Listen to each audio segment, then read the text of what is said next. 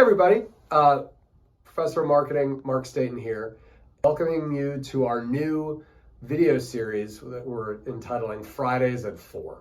This is going to be sort of short form videos that we're going to post around 4 o'clock on Fridays, hence the title, about topics in marketing that we as faculty or advisory board members or students or whomever are just sort of interested in sharing with the sort of the greater marketing community.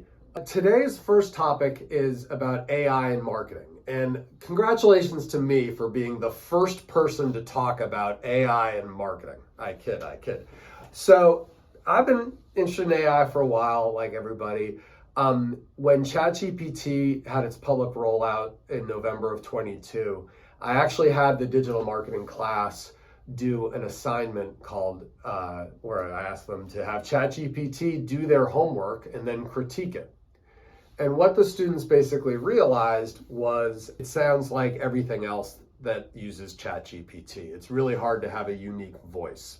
As I got more interested in ChatGPT, I decided to do some research on it.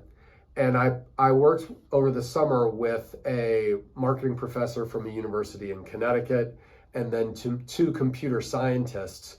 And we wrote a paper entitled ChatGPT, Limitations and Mitigations.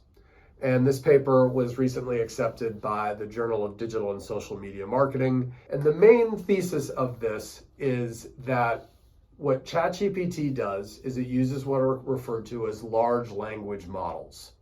And large language models take text from all over the internet so that they can then create the content that is asked for in the prompts.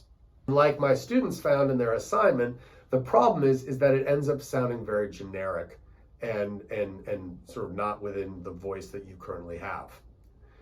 So sort of a way to mitigate that is the use of some software that's recently been released called GoCharlie.ai. GoCharlie, the CEO of GoCharlie, I met at a conference in April. He spoke to the digital marketing class last week when they did that assignment on having ChatGPT do their homework. And he explained that what GoCharlie does is it allows marketers to basically use their own prior content and in a proprietary private large language model, so that GoCharlie is able to then create blog posts and emails and business proposals and memes, literally, in the voice of your previous marketing collateral. So that really sort of allows to create marketing at scale or marketing content at scale using generative AI, but not using sort of off-the-shelf ChatGPT. Another option for larger companies is to actually work with an agency called MediaMonks.